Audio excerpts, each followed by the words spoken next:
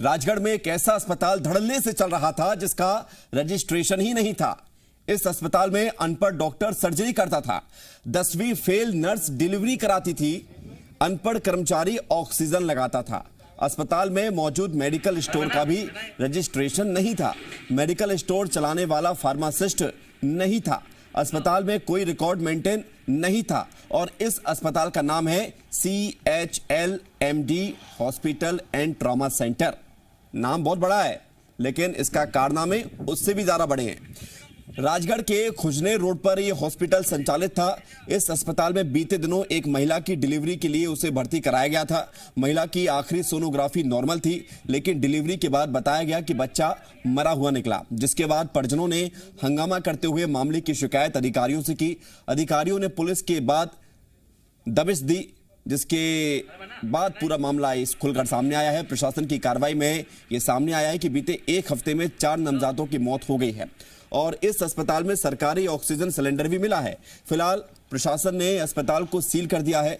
गुस्साए परिजनों और नागरिकों ने आरोपियों के खिलाफ रासुका के तहत कार्रवाई की मांग की है। तो ये CHLMD हॉस्पिटल जो कि अपने कारनामों के चलते अब चर्चाओं में है।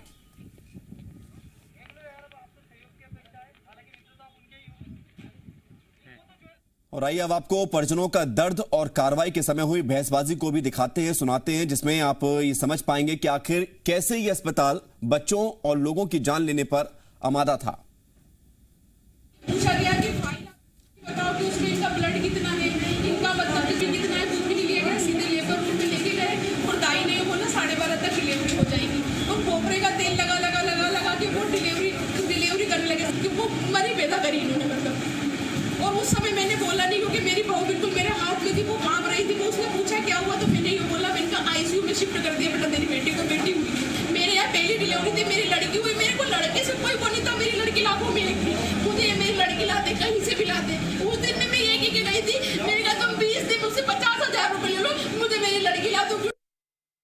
सब कुछ फर्जी कर रहा है। हम लोगों के बच्चे जो प्रशासन ने सारे डॉक्यूमेंट जब्त किए हैं यहाँ से। हम लोगों के जो बच्चे शांत हुए ना, उन लोगों की एंट्री भी नहीं पाई गई यहाँ पर। रजिस्टर में एंट्री कुछ भी नहीं इनके पास में, किसी की एंट्री नहीं। जितने बच्चे मर रहे हैं ना, किसी की एंट्री नहीं है, किसी की डॉक्यूमेंट नहीं है ना। बाद में ना कोई ढंग से ट्रीटमेंट दे रहा है, ना ढंग से जेल में बात कर रहा है। अपन यहाँ पर डॉक्टर देखने नहीं आया, सजेशन अपन ले रहे थे, कह रहे हैं हो जाएगा। वो डॉक्टर है यहाँ का मेन।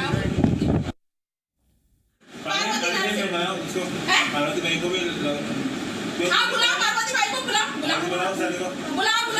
वो बच्चों को मार रही है। आप क्या होते हुए आप हाथ क्यों साफ कर रहे हो अपना? सुनो मैडम, हाथ की उंगली नहीं दिखाएगा, उंगली नहीं दिखाएगा। मेरी बच्ची को हटाइए, उंगली दिखाएगा। उस दिन मैं क्या गई थी कि मैं मेरी बहू के पीछे छुप रही थी, मैं कि मेरी बहू थोड़ी ज्यादा बीमार थी, मेरे को पानी दो जरा सा कि है ना इसकी रात हमें खराब नहीं होगा, मैं कहाँ लेके जाऊंगी। तो उसी समय मैंने कहा था कि मैं भी पत्रकारों को बुलाती हूँ। मैं बाकी मैं चुप ही हो रही थी कि मेरी है ना। इतना ही गुस्सा आता है जब कोई अपना चला जाता है छोड़कर, वो भी इतनी बड़ी गलती से।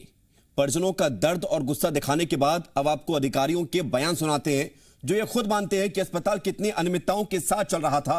लेकिन ताज्जुब तो इस बात का है कि अधिकारियों को इसकी भनक तक क्यों नहीं हुई। अगर समय रहते शिकायत नहीं की हुई थी तो हो सकता है आगे भी चलता रहता हो, ना जाने कितनी जान काल की गाल में समा जाती। रजिस्ट्रेशन नहीं था, वहाँ कोई क्वालिफाइड व्यक्ति नहीं था दवाइयाँ देने के लिए लोगों को। प्लस जो नर्सिंग स्टाफ था वो भी जो BSc नर्सिंग के स्टूडेंट्स हैं वो पाए गए यहाँ पे। इस तरह की और भी अनियमितताएँ यहाँ पाई गई। रिकॉर्ड था और जो सामान था वो यहाँ पे जब्त किया गया है और इस क्लिनिक को जो है सील करने की कार्रवाई। वहाँ पर जो मेडिकल शॉप है वहाँ पर फार्मासिस्ट है, उसके पास लाइसेंस ही नहीं है, ठीक है, वो 10वीं पास है अभी, ठीक है। वहाँ पर जितने भी नर्स हैं पूरे अनट्रेंड है, डिग्री ही नहीं है उनके पास। एलोपैथिक मेडिसिन प्रिस्क्राइब करने की अधिकारता है। कितने बच्चे मरे सर?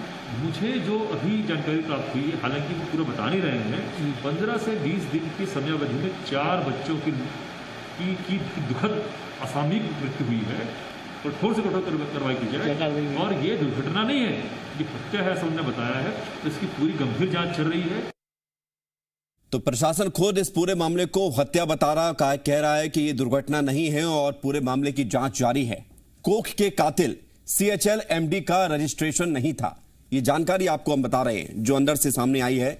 और जब ये मामला खुलकर सामने आया तो कई हैरानी वाली खबरें भी सामने आई। जानकारियां लगी हैं कि सर्जरी करने वाला डॉक्टर अनपढ़ था, डिलीवरी कराने वाली सभी नर्सें 10वीं फेल थी, ऑक्सीजन लगाने वाला भी अनपढ़ था, यानी कि उसने पढ़ाई लिखाई की ही नहीं है। डॉक्टर है ये तो छूट जाइए, अस्पताल के मेडिकल स्टोर का भी लाइसेंस नहीं है, और मेडिकल स्टोर का जो संचालक है, जो दवाई दे रहा है, वो फार्मासिस्ट भी नहीं है, यानी कि उसके पास कोई डिग्री नहीं है, कोई जानकारी नहीं है कि किस दवा का क्या मतलब है, बस दिए जा रहा था। अस्पताल के रजिस्टर में रिकॉर्ड भी मेंटेन नहीं था। और जब इतनी सारी बातें खुलकर सामने आ गई तो जी मध्य प्रदेश छत्तीसगढ़ के कुछ सवाल भी हैं। हो सकता है वो सवाल आपके भी हों। क्या प्रशासन को आज तक इस अस्पताल की खबर नहीं थी? ये सबसे बड़ा और मौजूदा दौर में महत्वपूर्ण सवाल इसलिए क्योंकि ये अस्पताल कब से चल रहा था। क्या प्रशासन के पास जिले में संचालित अस्पतालों की लिस्ट नहीं है? अस्पताल को कैसे मिल रही थी तमाम मेडिकल सुविधाएं? अस्पताल में सरकारी ऑक्सीजन सिलेंडर कैसे पहुंच गया? क्या इस अस्पताल में कोरोना मरीजों का इलाज किया गया? ये भी अपने आप में एक महत्वपूर्ण सवाल है, क्योंकि कोरोना के इस दौर में हमने देखा है कि अस्पतालों में किस तरह से मनमानी की गई है, किस तरह से इलाज किया गया है। जो इम्पैनल थे कोरोना के मरीजों का इलाज कराने के लिए, उन्होंने तो इलाज किया ही, लेकिन जिनको बनाया नहीं गया कोविड वार्ड के लिए, कोरोना के मरीजों के लिए, उन्होंने भी इलाज किया। और ऐसी एक अस्पताल ये भी है।